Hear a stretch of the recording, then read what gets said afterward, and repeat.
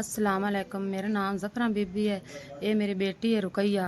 इनू पोलियो होया पैदाइशी। इनके पैरों ते पोलियो है, हत्थों ते पोलियो है सू, जबान ते पोलियो है सू, आ पट्ठे चकीजे होए सू कि इनका असी इलाज करा करा ते भी थक गए। पोलियो 10 दिन के हौली हौली ठीक हो सी। असी बड़े इलाज करवाए पर नहीं ठीक होइए। तो इनके भी असी 3 बच्चे मेरे होर हैं भी इनका असी इलाज करवाइए तो अस 2 बच्चों की रोज़ी नहीं कमा सकने हैं।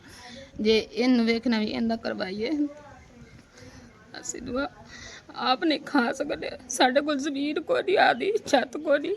ਇਹਦੇ ਵਾਸਤੇ ਕੋਈ ਹੋ ਸਕੇ ਅੱਲਾ ਦਾ ਬੰਦਾ ਮੇਰੇ ਬੱਚੇ ਵਾਸਤੇ ਖਰਚਾ ਦਿੱਤੀ ਰੱਖੇ ਮਹੀਨੇ ਦਾ। ਇਹਦਾ ਕਿਉਂਕਿ ਅਸੀਂ ਇਲਾਜ ਕਰਵਾ ਸਕਦੇ, ਇਹਦਾ ਅਸੀਂ ਚੰਗਾ ਖਵਾ ਪਿਵਾ ਸਕੇ। ਸਾਡੇ ਕੋਲ ਹਿੰਮਤ ਨਹੀਂ ਹੁਣ ਕਰਨ ਦੀ, ਕਮਾਉਣ ਦੀ। ਮੇਰਾ ਬੰਦਾ ਮਿਹਨਤ ਮਜ਼ਦੂਰੀ ਕਰਦਾ ਹੈ, ਮੈਂ ਆਪ ਘਰਾਂ ਵਿੱਚ ਕੰਮ ਕਰਦੀ ਹਾਂ। ਇਹ ਮੇਰੀ ਬੱਚੀ ਇਕੱਲੀ ਮਗਰ ਬੈਠੀ ਰਹਿੰਦੀ, ਦੂਸਰੇ ਛੋਟੇ ਛੋਟੇ ਬੱਚੇ। ਇਹਦੇ ਤੋਂ ਬੜੇ ਅਸੀਂ ਪਰੇਸ਼ਾਨ ਹੈ। ਇਹ ਸਾਡਾ ਜ਼ਿੰਦਗੀ ਦੇ ਨਾਲ ਇਹਦਾ ਮਸਲਾ ਹੈ। ਅੱਗੇ 20 ਸਾਲਾਂ ਤੋਂ ਮੈਂ ਇਹਦੇ ਨਾਲ ਬੜੇ ਵਕਤ ਕੱਢੇ, ਬੜਾ ਇਹਨੂੰ ਪਾਲ ਤੇ ਲੈ ਆਈਆਂ, ਐਡਾ ਕੀਤਾ। ਹੁਣ ਇਹ ਵਿਚਾਰੀ ਆਪਣਾ ਆਪ ਨਹੀਂ ਪਿਸ਼ਾਬ ਨਹੀਂ ਕਰ ਸਕਦੀ, ਵਾਸ਼ਰੂਮ ਨਹੀਂ ਜਾ ਸਕਦੀ, ਨਹੀਂ ਖਾ ਸਕਦੀ। ਬਈ ਸੁਬਾਹ ਨਾਲ ਨਿਕਲਣਾ ਕੰਮ, ਮਿਹਨਤ ਕਰਨ, ਮਜ਼ਦੂਰੀ। ਇਹ ਵਿਚਾਰੀ ਘਰੇ ਇਕੱਲੀ ਬੈਠੀ ਰਹਿੰਦੀ ਹੈ, ਇਹਨੂੰ ਕੋਈ ਸੰਭਾਲਣ ਵਾਲਾ ਨਹੀਂ ਹੈ। ਦੂਸਰੇ ਬੱਚੇ ਛੋਟੇ ਹਨ। ਇਹ ਮੇਰੀ ਜਵਾਨ बेटी ਹੁਣ ਮੈਂ ਬਾਹਰ ਘਰਾਂ 'ਚ ਕੰਮ ਕਰਨੀ, ਮੈਂ ਇਹਨੂੰ ਘਰ 'ਚ ਇਕੱਲਾ ਨਹੀਂ ਛੱਡ ਸਕਨੀ ਆ ਕਿ ਇਹ ਵਿਚਾਰੀ ਪਰੇਸ਼ਾਨ। ਮੈਂ ਆਪ ਆ, ਇਹ ਵੀ ਪਰੇਸ਼ਾਨ ਹੈ, ਇਕੱਲੀ ਬੈਠੀ ਰਹਿੰਦੀ ਘਰ ਵਿੱਚ। ਇਹ ਹੁਣ ਬੱਚੀ ਮੇਰੀ ਜਵਾਨ ਹੈ ਕਿ ਮੈਂ ਨਾ ਇਹਨੂੰ ਇਕੱਲਾ ਛੱਡ ਸਕਨੀ ਆ। ਮੈਂ ਕੰਮ ਤੇ ਜਾਵਾਂ ਤੇ ਇਹਨੂੰ ਮੈਂ ਘਰੇ ਇਕੱਲਾ ਨਹੀਂ ਛੱਡ ਸਕਨੀ ਆ ਵੀ ਅਸੀਂ ਕਿਦੋਂ ਕਮਾ ਤੇ ਕਿਵੇਂ ਮੈਂ ਲਿਆਵਾਂ ਇਹਨੂੰ।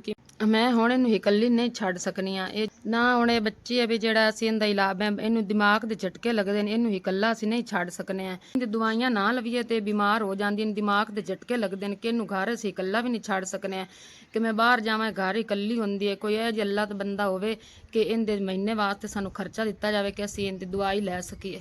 ਅਸੀਂ ਜਿਹੜਾ ਕਮਾਣਾ ਹੈ ਉਹ ਸਾਡੇ ਰੋਜ਼ੀ ਮਸੇ ਪੂਰੀ ਹੁੰਦੀ, ਘਰ ਵਿੱਚ ਅਸੀਂ ਦਵਾਈਆਂ ਨਹੀਂ ਲੈ ਸਕਨੇ ਆ।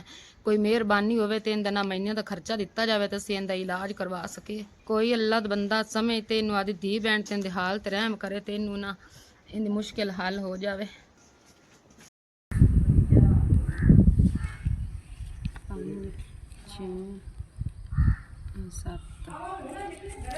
अस्सलाम वालेकुम। SBS मेरे ਤੁਹਾਡੀ ਪਿਛਲੇ ਮਹੀਨੇ ਤੁਸੀਂ ਮੇਰੀ ਇਮਦਾਦ ਕੀਤੀ 5000 ਰੁਪਈਆ, ਹੁਣ ਮੈਨੂੰ 7000 ਰੁਪਇਆ ਮਿਲ ਗਿਆ ਤੁਹਾਡੀ ਤਰਫੋਂ। ਮੈਂ ਆਦੀ ਬੱਚੀ ਦੀ ਦਵਾਈ ਲੈਸਾਂ ਤੇ ਉਹ ਤੁਹਾਨੂੰ ਬੜੀ ਦੁਆ ਦੇਸੀ, ਅਸੀਂ ਵੀ ਤੁਹਾਨੂੰ ਦੁਆ ਦੇਸਾਂ। ਮਿਹਰਬਾਨੀ, ਸ਼ੁਕਰੀਆ।